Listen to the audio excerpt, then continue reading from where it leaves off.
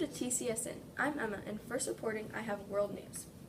It's getting serious in Aleppo, Syria. A civil war broke out after the leader fights his citizens after they tried to overthrow him. In 2012, some people in Aleppo, Syria tried to get the leader out of leadership, and like anyone else would have done, he stood up for himself, and he didn't want to not be leader anymore. But war broke out and has gotten worse and worse to today. Instead of working things out like I'm sure you would have done, he fought his people, and it was bad. A few days ago, a young boy around the age of 5 or 6 was pulled out of the rubble. Burned and bloody, the young boy was confused and parentless. We are trying to do as much as we can. We've brought trucks full of food that could feed over 40,000 people for months, but the U.S. and Russia are stopped at the borders because the government is not allowing anyone through. Not only are we stopped, there's only one way into the city. A road called Castello Road, or Death Road, leads you into the eastern part of Aleppo. And if 7 days pass and peace is still held, the U.S. and Russia will start to coordinate strike attacks on targeting terror groups involved in the conflict.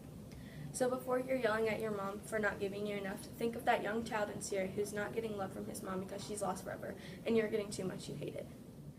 In national news today, Hillary Clinton has recently collapsed on her way home from the 9/11 memorial as she was getting into her car. She was then later diagnosed with pneumonia after leaving her daughter's apartment.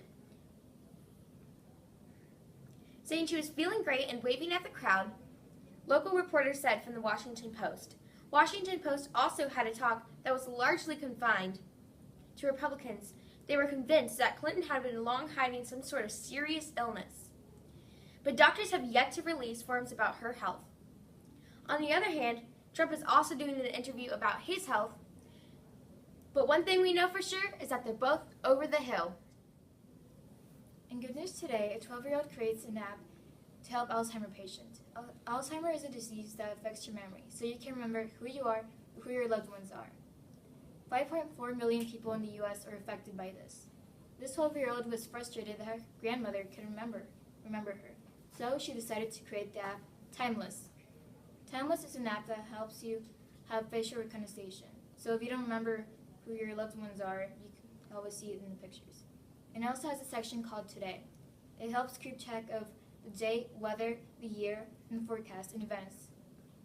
And it also helps you know if you called someone 5 minutes ago and you just can't remember. This is good because it will help Alzheimer's patients cherish their memories that are important to themselves. And that's all the news we have for you today. Thanks for watching TCSN.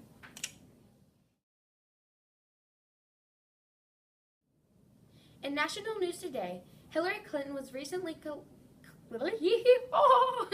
And that's all the news we have for you today.